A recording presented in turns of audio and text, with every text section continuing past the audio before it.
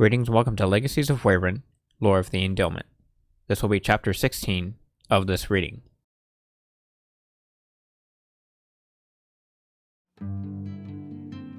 The Alikins and I went back to the hotel, finding that a few months had gone by.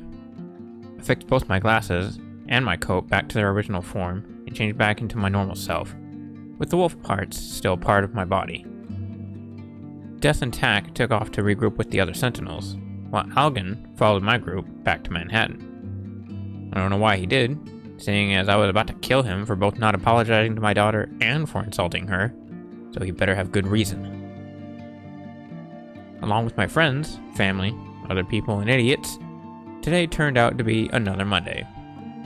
And no matter what I did, of course, I was still screwed. I apologized to my twin brother for hitting him earlier, and said that we were going to take a break from things, which he and Amber just laughed at. However, when I said we were going to Vegas, Amber and Jewel jumped in joy and ran over to hug me. That, of course, angered not only Zaec, but also Salus. Thankfully enough, our little brother had finally brought Serena to Earth without a single scratch on her. While Serena waited for my return, she found out from the president that a few things could work out in our favor, with us being on Earth. At least, in America. We weren't sure about anywhere else. Of course, we didn't plan on finding out either. From what she told me, we were all granted rights of passage in America. Along with that, we were given special clearance to use our powers and equipment, so long as we didn't cause any more problems, interfere with any of the residents, or cause a disturbance. Another thing was, while we helped out the military, anything that had to do with financial problems, they said they would help out. Serena and I were each given a $10,000 limit every 2 months that we were on Earth, yet Vincent just volunteered his time for free. I didn't understand that, but then again, I never understood Vincent that much anyways. Anything that had to do with the necessities we got for free, which didn't mean much either. However, that didn't include soda. I needed my soda. Ah, Serena. She was the most beautiful woman to me. More beautiful than pure crisp nature to a hippie. She had a very special power for a Kexon, which no other could ever hope to possess. She had the power to do just about anything and everything that others could do, even if they were things only certain individuals owned. In short, Serena was a mimic. She had shining orange-colored eyes, with a light skin-toned body that was the same size and shape as Wolf's. She had long, straight, dark orange hair that she styled just like mine, with a gold hairband that only sparkled in starlight that had "Forever with you, Zaec, Rake, and Shero" engraved on it. The ponytail only went down to her mid-back, as her 2 strands hung down just above the outer sides of her eyes. Unlike marriages on Earth, those from Wavryn represented marriages with anything that would truly bind people together. Rings weren't all that popular, but were used, and they weren't always placed on the ring finger. However, things like necklaces or bracelets, even some fancy types of clothing, maybe a tattoo, was more common than rings. The hairband thing was of our own marriage design, a special thing that Serena and I only did. No one, from what we knew, had tried that yet. But with the open options for a bonding marriage, outsiders had to look very hard in order to see if someone is married or not within Wavryn. It isn't too difficult to my culture, usually noticeable. Serena wore the same clothes as I did, but her coat was very dark brown. She also had a small black t-shirt instead of a muscle shirt. She was about 10 years younger than me, and was a little bit like me in many ways, yet she had lower standards and far more tolerance than I did with most things. She also had a necklace with a special medallion on it, given to her when she was 9 years old and after her grandmother passed away. The medallion, like Rekar and Rokar, would only let certain people wear the necklace that it was attached to. I only knew Serena to be the one and only person to wear it. However, I never tried to wear it myself because of fear that it might have a more devastating effect on me than everyone else. Just about everyone that has tried to wear the necklace was severely shocked, to the point of being knocked unconscious. The medallion hung on a gloss black chain that was half a centimeter thick. The chain was long enough to hang the medallion down to her upper chest, where she fiddled with it in her left hand every so often. Yet, noticing it, I found she seemed to mess with it whenever she was upset in some way. I wasn't sure why. The medallion was completely made of pure enchanted bouldern metal, colored pitch black but shined chrome red in starlight. The medallion's design had 3 triangular spikes on the outside centimeter thick and wide ring, 2 at the top at an angle and the one pointing straight down, and 4 along the inside ring, each 2 pointed towards one another. The spiked edges bowed in slightly. Inside, there was a second middle ring that looked exactly like the larger one, a little less than half the size of the first. It was flipped upside down and magnetically hung strong in the center and would spin at a certain pace depending on how much power the wearer used. Most of the time, it didn't even twitch. Inside the smaller ring was a speck of the person's soul, revealing the true nature of the bearer. The larger part of the medallion was 1.5 inches long, hung strong through another magnetic part from the necklace, with a gap of a centimeter between the ring and the necklace. Serena was beautiful. Oh yeah, I forgot about Vegas. We hung out in one of the major casinos in the central part of the city, sitting down at a large table of a fancy restaurant. I sat with my hands placed behind my head and my right leg placed up to brace my right knee against the frame of the table, so I could lean myself back a bit. Though I was at a restaurant, I didn't want to eat anything, seeing as it wasn't fast food, nor did it have any seafood. It didn't even have my favorite soda. Crappy ass restaurant. Serena sat up straight at my right, pondering, with her hands folded over the table as she stared down at it. Wolf was to my left, and Bunny next to her left. Light floated just a few inches over the table in front of Bunny, speaking to her in riddles. Oddly enough, she was the only one that wasn't annoyed by the constant random riddles. In fact, she embraced them and tried her best to solve each one. She was very good at it. Jewel sat next to my wife's right, with Salus in between her and the other half-blood. Zaec, of course, was next to Amber, both my brothers loving that they could be near the half-bloods, but trying their best to keep calm about it. Fox, though, sat next to Bunny, staring down at the table, with her hands folded on her lap and her ears bent as her tail drooped from her seat. The Alikins was depressed because Wolf was tired and annoyed with her and wanted her to stay away for a while. I had no idea why, but I think it had to do with an argument they had before coming to Vegas. Of course, it wasn't much of an argument, then it was just Wolf yelling at Fox.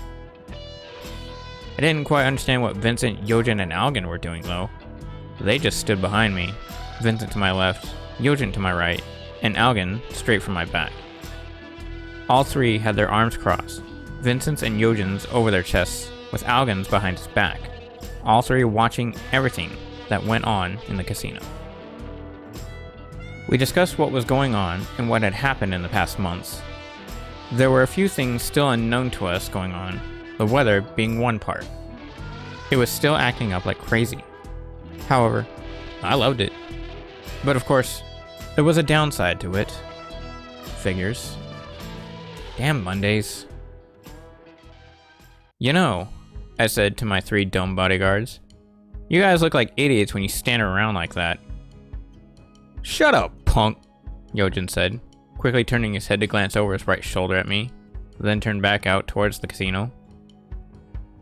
Sorry, Ray, Vincent said, but as the situation is now, you've become a famous target, so it's best if we keep you out of harm's way for now, regardless of what it may be. Plus, Algin added, we'll keep the annoying public from reaching you. Uncaring to what either of them said, I responded with, by the creator, you guys are idiots. Yojin glanced at me again and barked, shut up, punk! Hey, I've got a question, Amber said as she looked over at Serena.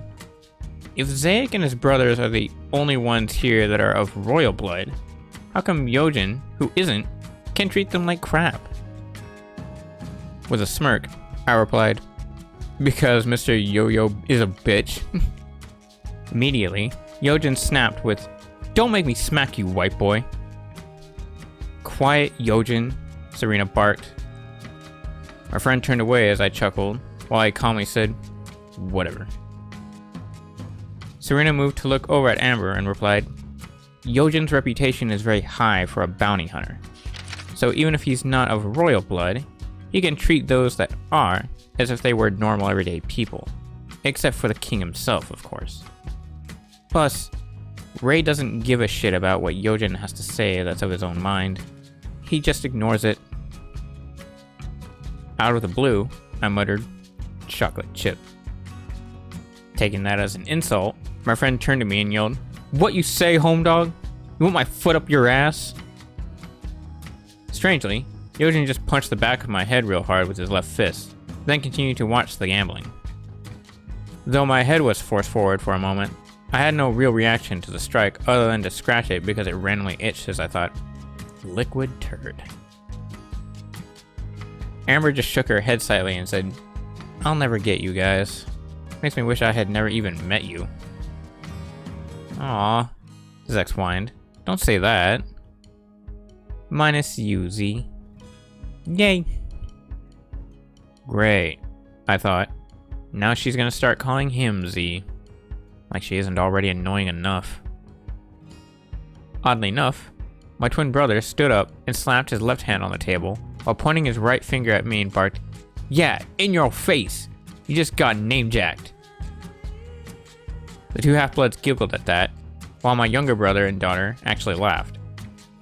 I had no care to it though. I never liked the whatever it is. It's not really a name. Able to get the time in, Serena turned to me and explained what had happened while I was gone.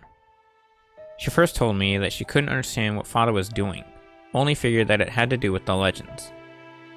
I was really hoping for something better. Oh well.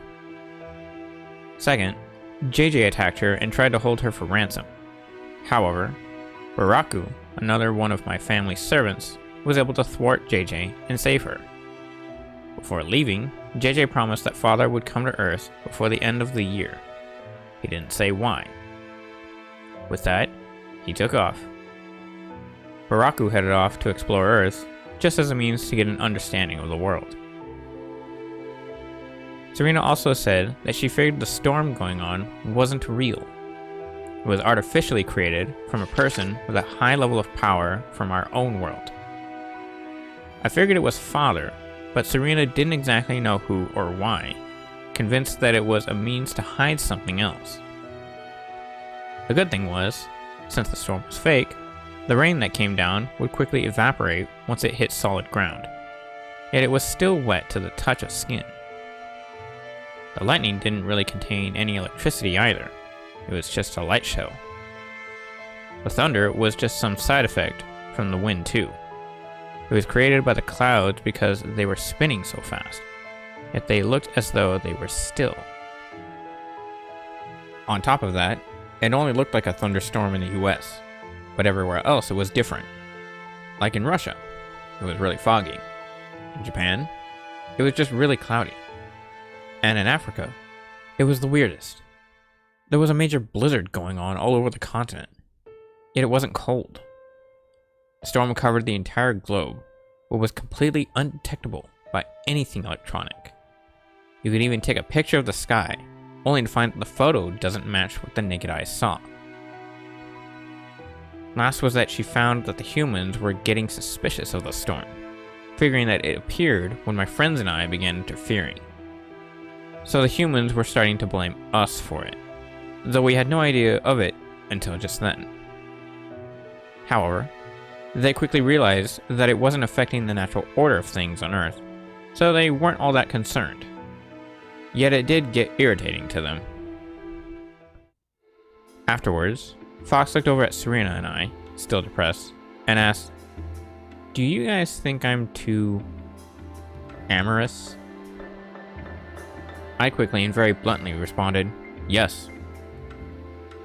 Serena calmly picked up a pepper shaker with her right hand and untwisted the cap with her left, then flicked the cap at me to make me look over at her, just as she quickly sprayed the entire shaker at my face. Though I had my glasses on, I still got some pepper in my eyes and tried to gently wipe it away with my right hand fingers, as my eyes burned like hell. I lurched forward for a big sneeze, which Serena then quickly threw the empty shaker itself at my forehead as hard as she could. When I sneezed, the shaker shattered on impact and jerked my head back a bit. After that, I sneezed a few more times, while Serena yelled, "Be more considerate like your brothers, you prick." I lunged forward to sit my chair down straight and sneezed one last time. I leaned over the table, adjusted my glasses, my eyes healed back to normal, and looked over at my wife as I barked, "For your information, it's a fucking Monday, so bite me. Second, it's a human holiday, so again, bite me." I was then interrupted by another sneeze, but afterwards I continued, "Last, I don't give two shits about how my brothers act, so therefore, I don't care. And furthermore, who the fuck throws a damn pepper shaker and why the hell at me? Me, because I feel like it, and because you're being a jackass, that's why. Now apologize to her, or I'll personally stomp a mud hole in your ass." As if. What do you mean, as if? As Serena and I continued to argue, Joel glanced over at us, then looked over at Salis and asked, "Shouldn't we do something?" "We couldn't even if we tried," he said. "If so, they just direct their anger towards us." Serena and I quickly turned to my little brother at the same time, as Serena grabbed the salt shaker with her left hand and threw it at him to break it on the left side of his head. At the same time, we simultaneously shouted, "Shut it!" We then threw ourselves back into our chairs as we crossed our arms over our chests while staring down at part of the table just in front of us. Vincent glanced to his right at some humans and said, "Don't worry, people. Just family business." "Yeah," Yojin said as he glanced in the opposite direction. What White Boy said. Unaffected from being hit with the shaker, Salis said, "Best just let them work it out and not get involved." Bunny giggled from watching the fight between Serena and I, then looked over at Jewel and said, "Don't worry, they'll get over it. Sometimes they'll even have Quiet, Bunny," Serena demanded. "Get my daughter out of this," I barked. My wife quickly turned back to me and said, "Whatever your daughter." "Shut up. You shut up. Stupid. Dillweed. Dingbat." Serena and I went silent for a few seconds as we stared at each other, then began to laugh. Everyone else looked over at us, confused, except for my friends standing behind me and Bunny, while Serena and I continued to laugh. After a minute, we calmed down and looked over at each other with bright smiles on our faces. We laughed for a little bit longer, then finally stopped as I said, 40 years and we still end up in the same place." Confused, Joel glanced over at Wolf, who looked over at the half-blood baffled as well. I loved that look. Even to me, Alicans looked cute when they were confused, especially Wolf, Bunny, and Fox. They would put one of their ears down a bit, as their other ear pointed straight up, along with their eyebrows motioning in a similar manner. Wolf just shook her head slightly and said, "Don't ask." She then went back to eating as she continued, "Not even I know." Bunny turned back to stare down at her food. She gave a big sigh, then said, "Papa's just weird sometimes." Serena glanced over at Fox to see that she was still depressed, then looked back at me and asked, "You gonna apologize to her now, Ray?" I looked around, as if thinking of something to say, then I motioned to lean back again as I closed my eyes to relax and replied, "No, I still stand by my point." "Quit being so asinine and just say you're sorry." No. "Come on, Papa," Bunny whined as she finished her food and looked over at me. "Please, just say you're sorry." "Yeah," Blight barked, "you bastard."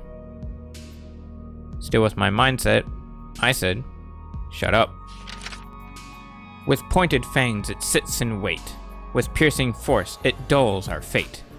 Over bloodless victims proclaiming its might, eternally joining in a single bite.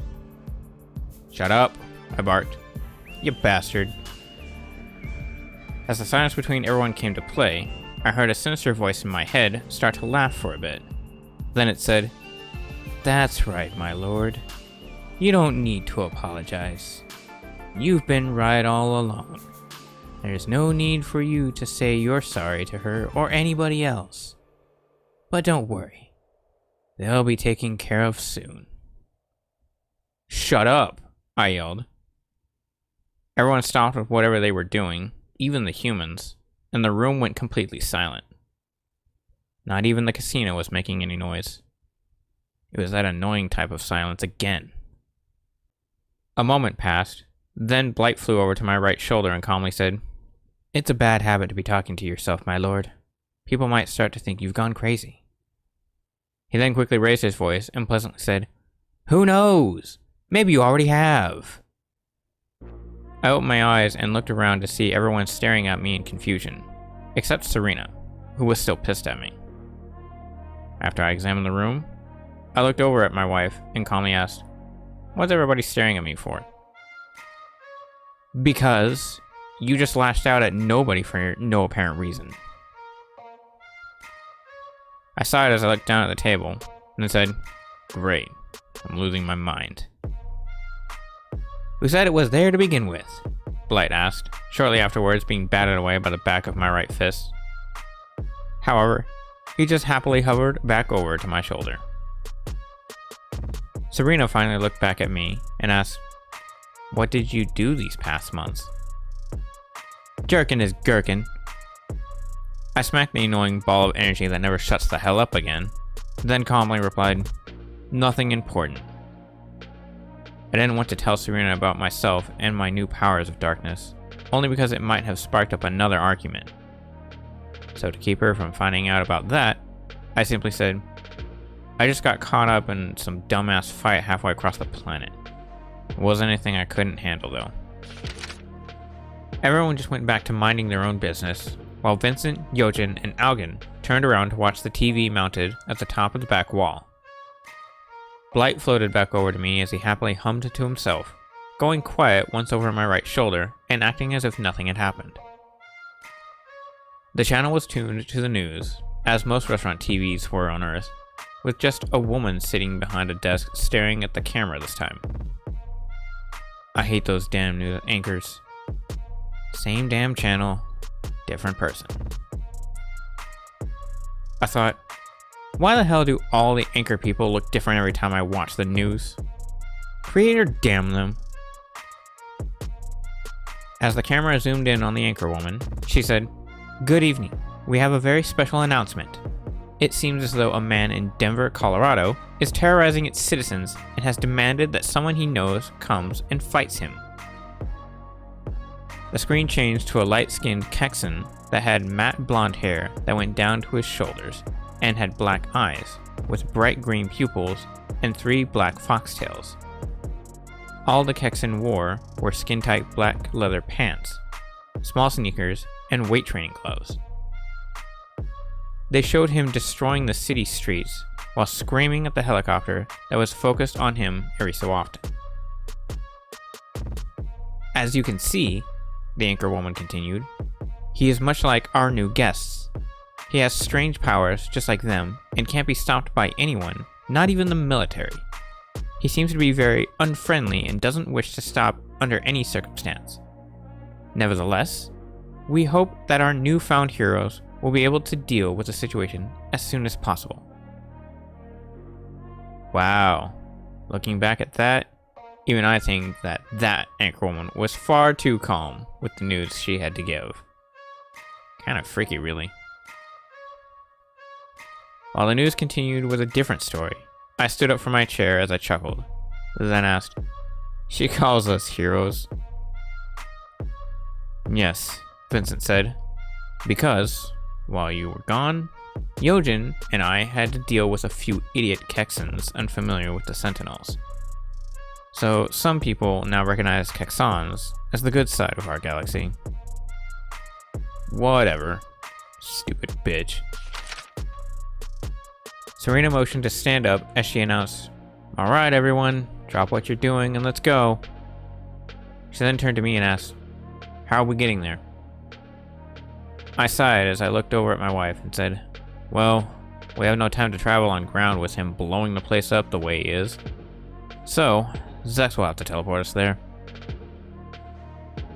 I sighed only because it sucked that I couldn't race there against Yojin and Algan, which I found Algan had a bitchin' classic supercar. Glancing at my twin brother, Jewel asked, "How will that work?" "Simple," I replied. "Just transmit a portion of your spiritual power to him, and he'll do the rest." "How the hell is that supposed to be simple?" Amber barked, turning towards me while she placed her hands on her hips. "Well, if you had been born on Bodor, you wouldn't be asking me that dumb question, Half-Blood. Because controlling and transmitting your normal and spiritual powers is one of the easiest things you can do." Serena slapped me across the back of my head with her left hand just hard enough to make it sting, turning in her motion to face Amber and Jewel. At the same time, she said, "Shut it, my lord." She then moved around to be in between the half-breeds and continued, "You need to be a good boy, like you are with me and Wolf." Amber and Jewel snickered, while my brothers repeated, "A good boy." "Bite me," I barked at my brothers. Serena looked between the half-bloods and said to them, "Forget about it. I can transmit it for you. It's a special technique I learned from one of my friends." It took Zaec a couple seconds to channel everyone's energy. Then, just as he was concentrating it into his technique, Amber asked, "How does this teleporting thing work?" Zaec teleported us just outside Denver, where we stood just at a far enough distance to both watch the rampaging Kexan and be safe from his insane destruction. Just as we appeared, Serena replied, "Well, your spirit, or soul, can't be in two places at once without a similar body to possess. So if you place just a small piece of your soul somewhere else without a body altogether, it will transport the rest of you there. Because only the inner core of your soul, that's trapped within your body's core, can recollect its spirit pieces. Therefore, in order for your soul to recollect itself fast enough before it breaks away, it immediately jolts you to that area where a piece of your soul is, hence teleporting." Amber looked at my wife, confused, while she just stood there in silence. Serena moved her hands from the two half-bloods as she tried to think of another way to explain to Amber.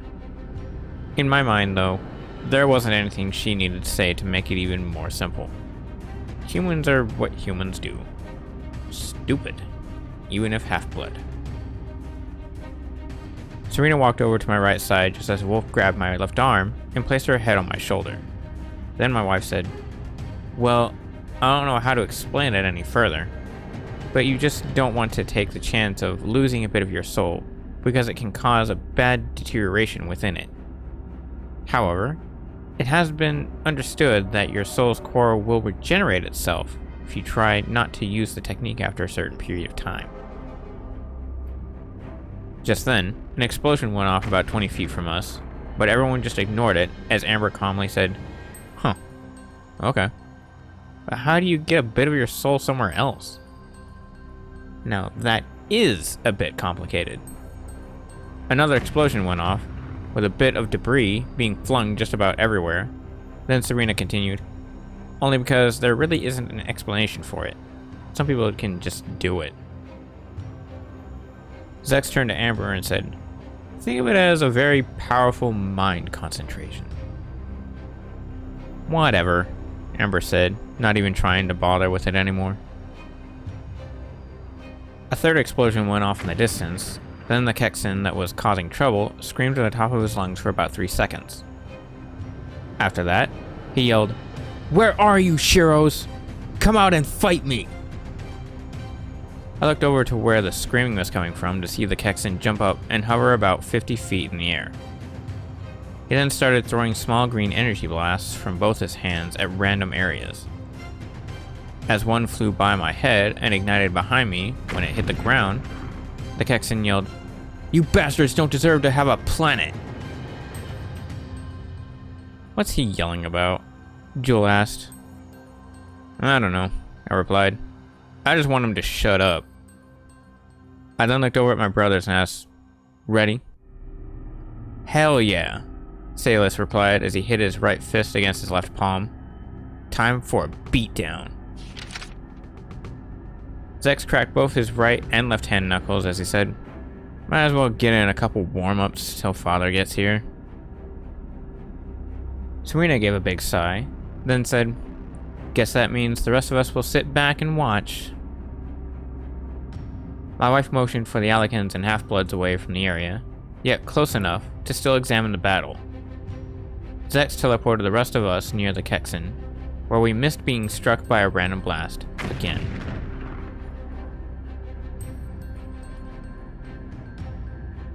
This concludes the reading of Chapter 16. Thank you all for watching and listening. If you like what you've seen and heard, there will be a link to my physical works in the description below. With that being said, stay safe, take care, and we'll see you again next week, reading Chapter 17.